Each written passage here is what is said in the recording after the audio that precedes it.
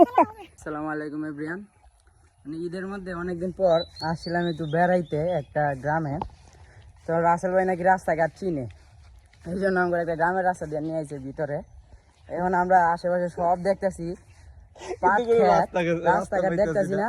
ওই যে রাসেল ভাই গেছে ওইদিকে আমগুলো আবার ডাকে রাস্তা নাই, এদিক দিয়ে রাস্তা। আমি তো রাস্তাঘাট দেখি না কোনোটা, বিশ্বাস পাইতেছি না, কোনো রাস্তাঘাট দেখতেছি না, কোনো বিশ্বাস পাইতেছি না। রাসেল ভাইয়ের কিন্তু কাজ কাম বেশি, একটা সুবিধার না, এক জায়গার দেন আরেক জায়গায় ফাঁসায়। ভালো লাগতেছে না, কি দিয়ে কি ফাঁসাই দেয় আল্লাহ জানে। আশেপাশে কোনো রাস্তাঘাট নেই। ওই দেখ কইডা হে এনে গিয়ে কি করা আমি পাট খেতের ভিতরে, তার উপরে আবার অনেক রোদ, আশেপাশে কিচ্ছু নাই। ওই মিয়া এই তো নাই হয়ে গেছে, আবার উকি মারে।